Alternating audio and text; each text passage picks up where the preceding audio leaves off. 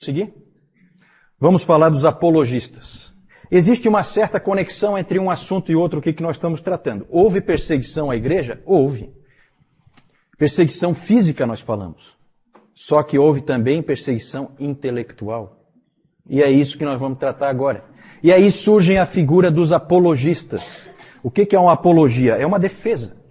Um apologista é um defensor da verdade. Esses apologistas, eles aparecem desde o início.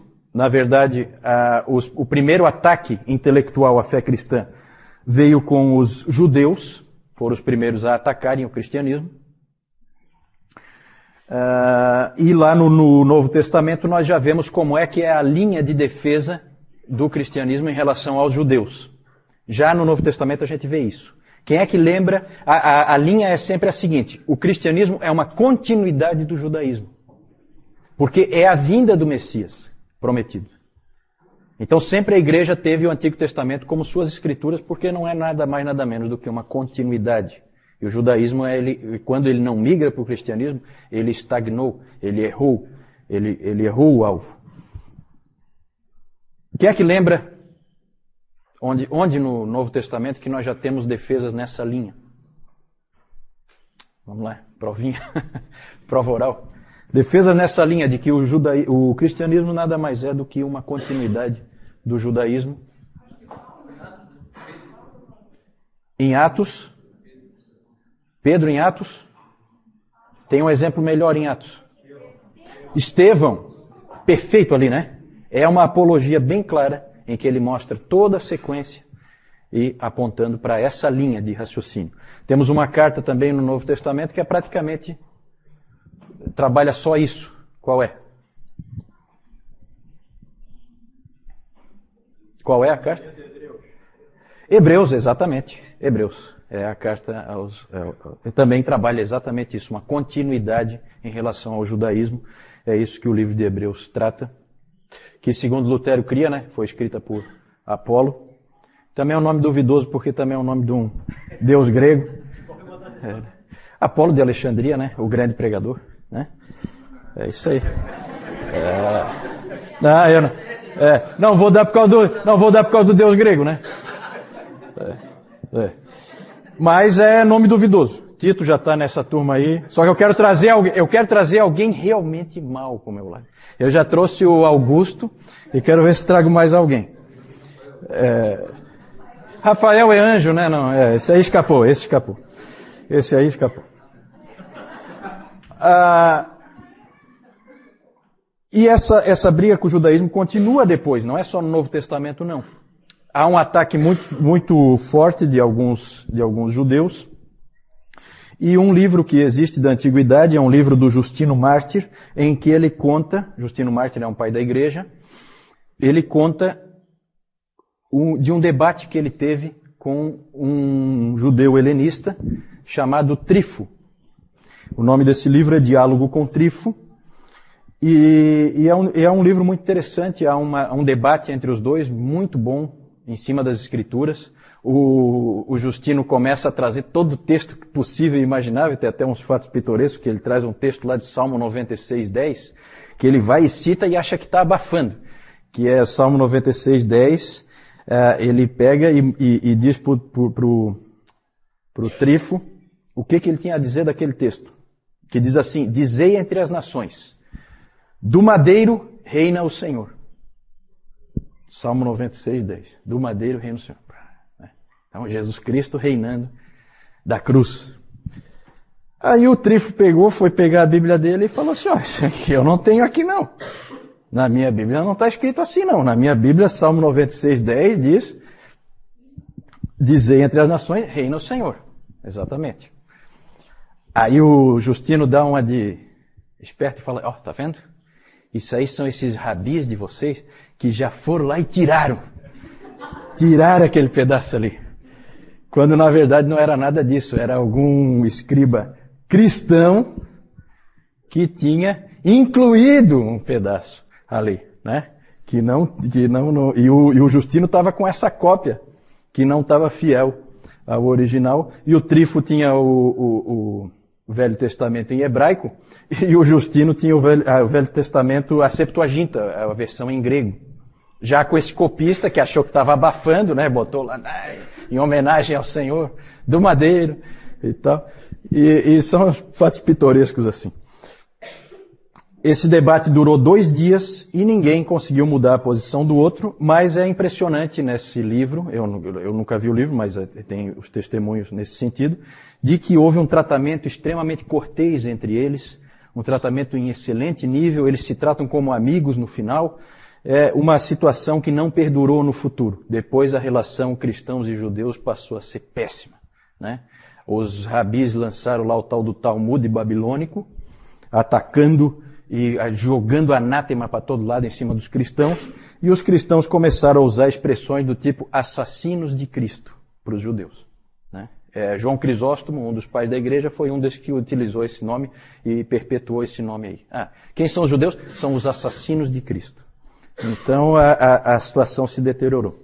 Agora o judaísmo, houve então esse tipo de conflito aí com o judaísmo, mas o principal é com o paganismo. Pode passar ali. E aí nós temos várias obras da antiguidade aí, escritas por cristãos, para defender o cristianismo. Nós temos essa Epístola a Diogneto. É um material muito interessante, com uma boa visão da graça, porque uma coisa que é interessante dessa época aí da história da igreja é que ninguém entendeu a graça. Ninguém. Tinha que esperar chegar Agostinho para entender Paulo, porque ninguém tinha entendido Paulo. E essa epístola chega perto. E ela é muito bonita, ela usa a expressão de que os cristãos são a alma do mundo.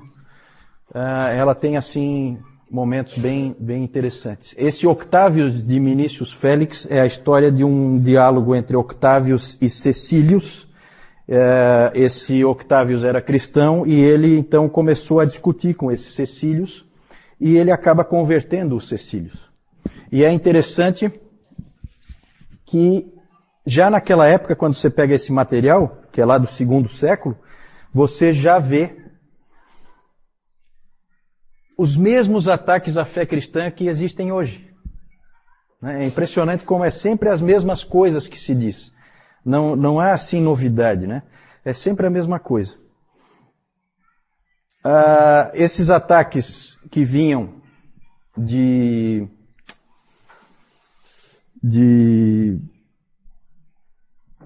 fontes pagãs, normalmente de filósofos e tal, eram ataques sofisticados. Nós temos um famoso que é um livro do Celsus, né?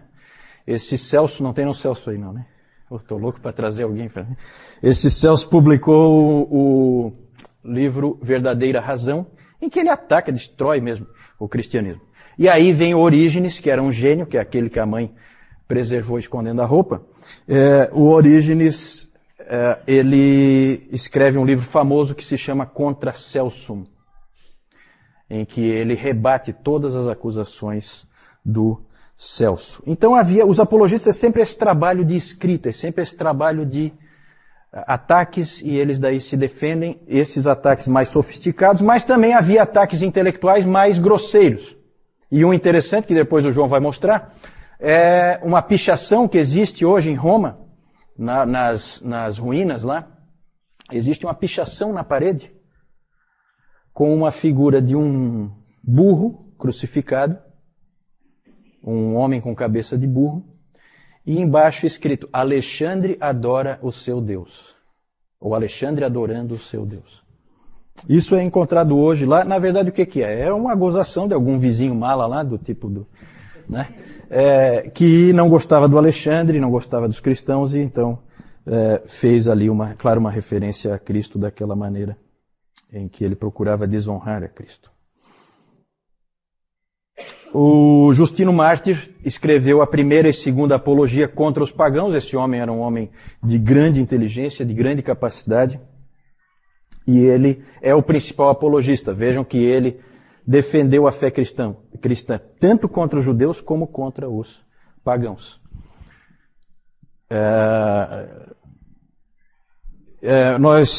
Na verdade, nós temos que agora parar para pensar um pouquinho porque a relação entre o judaísmo e o cristianismo é evidente, é simples de ver.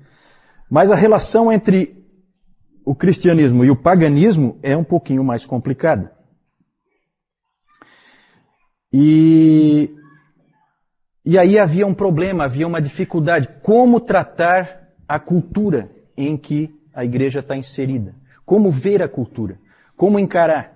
Devemos pegar o que se sabe, o que se conhece na cultura pagã e trazer para dentro da igreja, ou devemos nos afastar completamente? Isso foi um problema muito sério, uma dificuldade muito grande para a igreja saber como tratar isso. Daqui a pouco nós vamos ver em detalhes como que isso funciona. Na verdade, nós temos duas abordagens, duas formas de tratar a cultura nessa época dos apologistas. Pode passar isso. Cristianismo e cultura, duas abordagens. Uma é a abordagem de Clemente de Alexandria. Clemente, como um homem de Alexandria, evidentemente ele tinha em alta conta todo o conhecimento que já existia, conhecimento pagão, todos os escritos filosóficos, tudo para ele era de grande valor. E ele, então, ele enxergava assim, quando ele era perguntado se os cristãos deveriam repudiar todas essas coisas ou abraçá-las, o Clemente respondia: se alguém precisa de comida, deixe-o ordenhar a ovelha. Se precisa de roupa, deixe-o tosquiá-la. Da mesma forma, deixe-me usufruir da erudição grega. Ele achava que todos os filósofos pertenciam aos cristãos, que aquilo tudo era dos cristãos, e que aquilo tudo era para ser usufruído pela igreja, e não jogado fora. Essa era a postura do Clemente de Alexandria. Não é à toa que venha de Alexandria esse pensamento. E o Justino Mártir tem uma frase famosa dele, em que ele dizia que onde quer que haja verdade, ela vem de Cristo e pertence a nós. A mesma atitude. É verdade, é nossa. Então vamos pegá-la para nós. Essa é uma atitude, a atitude de integrar essas coisas no cristianismo. E a outra atitude, saindo de Alexandria, que é no norte da África, e indo mais para o ocidente, mais para o oeste, nós chegamos em Cartago, também no norte da África, e lá nós encontramos Tertuliano. E Tertuliano tem uma postura oposta. Ele acha que não deve haver nenhum vínculo entre a igreja, entre a fé cristã e a filosofia grega, o pensamento dos pagãos. Quem é que está certo? Pergunta difícil. Na verdade, a postura de Clemente, e que também foi depois a postura de Orígenes, que é sucessor de Clemente em Alexandria, é uma postura perigosa, porque ela leva facilmente a um sincretismo. Parecido com o que existe hoje em dia, né? Quando a gente pega e inclui a ciência dentro da igreja, e aí acontece coisas como a que o Nilton pregou hoje de manhã, de pessoas que misturam o relato bíblico com o evolucionismo, ou então no tratamento das vidas das pessoas na igreja, você começa a misturar a palavra de Deus com a psicologia, por exemplo. No fim você não sabe se você está realmente tratando pela psicologia ou pela Bíblia, você já não sabe mais. Começa a haver uma mistura, começa a haver um sincretismo, e não é à toa que em Alexandria floresceu o gnosticismo valentiniano, porque você acaba abrindo o caminho para todo tipo de sincretismo, mistura de religiões. Cartago, nós temos Tertuliano. Tertuliano é uma grande figura da história da igreja, já citei ele várias vezes aqui. E esse Tertuliano, ele foi um homem que ele era um advogado, ele se converteu mais ou menos na meia-idade, em torno de 40 anos. E ele era um homem muito enérgico, muito combativo, gostava de uma briga, e grande orador, grande pregador, extremamente dogmático, firme nas suas posições, e ele não gostou nada da atitude que Alexandria tinha em relação aos gregos. ele disse, eu tenho aqui uma frase dele, deixa eu ver onde é que está. É uma famosa frase, que talvez vocês já tenham escutado. O Tertuliano tem várias frases famosas, em que ele pergunta o seguinte: o que tem Jerusalém com Atenas? Já ouviram essa frase? É dele. O que é que Atenas tem a ver com Jerusalém? O que é que tem a academia com a igreja? O que é que tem os hereges a ver com os cristãos? Essa era a posição dele. E o Tertuliano, na verdade, ele era um pouco exagerado. E nessa posição dele também tinha problema. Na primeira nós tínhamos esse problema do sincretismo. Começa a misturar tudo, no fim você já não tem mais um cristianismo puro. E no caso do Tertuliano, você tem um isolamento da igreja em relação à cultura. Ele se isola. E você começa a ter um cristianismo estranho. E o Tertuliano tinha umas frases que não ajudavam nada. O Celso criticava, o Celso que eu falei antes, um crítico dos cristãos, ele criticou no seu Verdadeira Razão, ele disse o seguinte, que os cristãos dizem, não faça perguntas, apenas creia. Isso para o Celso era inadmissível. E o Tertuliano, acho que ele ia um pouco nessa linha, porque olha só essa frase dele, que sempre deixou todo mundo estupefato. Ele dizia assim, eu creio porque é absurdo. O Filho de Deus morreu.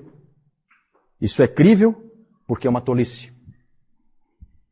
E ele foi morto e ressuscitou. Isso é certo porque é impossível.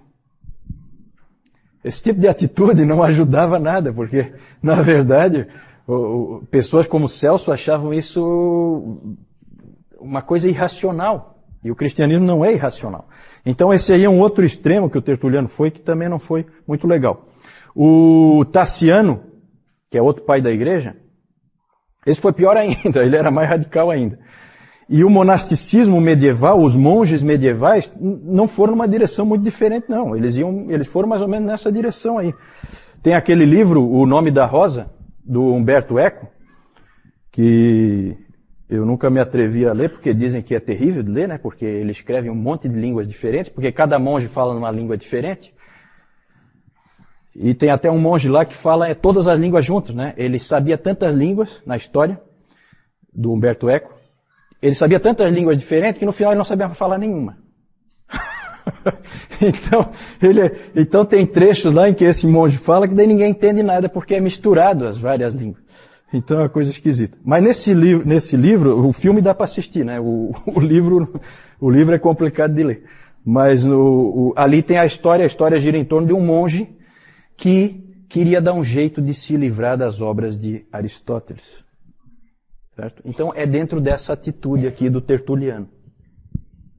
Certo? Ele queria se ver livre das obras do Aristóteles. O livro gira em torno desse tema. Né? Quem é que está certo? Quem está certo? Vejam bem, gente, aqui a gente tem que pensar assim, a igreja é uma só. Quando um cara lá em Alexandria fala uma coisa, me afeta aqui. Porque não existem várias igrejas, existe uma igreja única. É a igreja católica, que nós falamos antes. Essa época ainda é uma época em que a igreja é uma só. Então um se preocupa com o que o outro pensa. É diferente de hoje em dia em que todo mundo é meio independente e tal, a igreja é toda dividida. Não, nesse tempo não. Quem é que será que estava certo? Para que direção a igreja deve ir? Isso foi difícil. E não existe resposta fácil para isso. Na verdade, esse problema do cristianismo em relação à cultura sempre foi um problema. E é um problema hoje ainda. O quanto da cultura você aceita, o quanto não. Você pode assistir um filme de Hollywood? É errado um cristão fazer isso ou é certo? Um irmão vai dizer que é errado, outro irmão vai dizer que é certo. Um irmão diz que podemos usufruir disso, o outro vai dizer que não. O problema continua, gente. O problema continua. Pode passar? Existe uma classificação interessante do Richard Niebuhr, em que ele classifica assim a relação dos cristãos com a cultura. Isso a gente vê ao longo da história da igreja, vai aparecendo esse tipo de tensão. Existe a situação Cristo contra a cultura. Quem é que tem esse tipo de situação que nós já vimos aqui? Tertuliano. Cristo contra a cultura, bem típico. Cristo da cultura não é o Clemente, nem o Orígenes. Aí aparece uma outra pessoa que nós vamos ver um pouquinho mais para frente, que é o Eusébio de Cesareia. O pai da história da igreja. Esse aí entra ali, Cristo da cultura. Temos o Cristo acima da cultura, que aí sim entra o Clemente. E entra também mais para... Entra o Orígenes e entra mais tarde, Tomás de Aquino, em que a cultura, ela é... Nós temos que extrair da cultura o que é bom para nós. Cristo fica sempre acima, mas a gente usufrui da cultura que está num nível um pouco mais baixo. Aí tem a quarta visão, Cristo e cultura em paradoxo, que é a visão do Lutero, em que Lutero dizia, há uma tensão contínua, não dá para resolver, aceite. Aceite. Vai ser sempre assim. Não dá para resolver. E a última visão, Cristo, o transformador da cultura, que é a visão tipicamente de Calvino, e também podemos encaixar ali Agostinho. Nós vamos depois tratar dessas pessoas, a gente vai ver esse tipo de situação, mas sempre foi um problema, continua sendo. O livro do Niebuhr também não resolve o problema, ele só coloca o problema, não dá a solução. Acho que ninguém vai dar nunca a solução. Isso é sempre um problema na igreja, eu acho que sempre vai ser. Pode passar? João.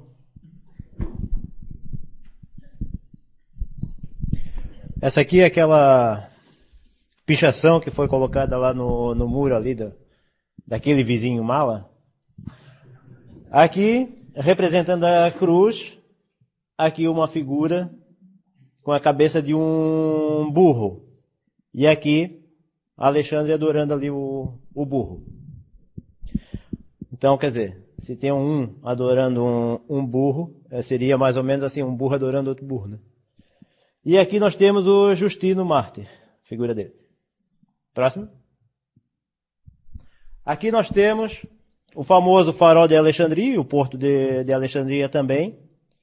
Aqui o farol, onde já foi falado ali, inclusive da biblioteca lá de Alexandria. E aqui nós temos o Clemente de Alexandria, que também o Juliano falou ainda há pouco sobre ele. Alguma pergunta aí em relação aos apologistas?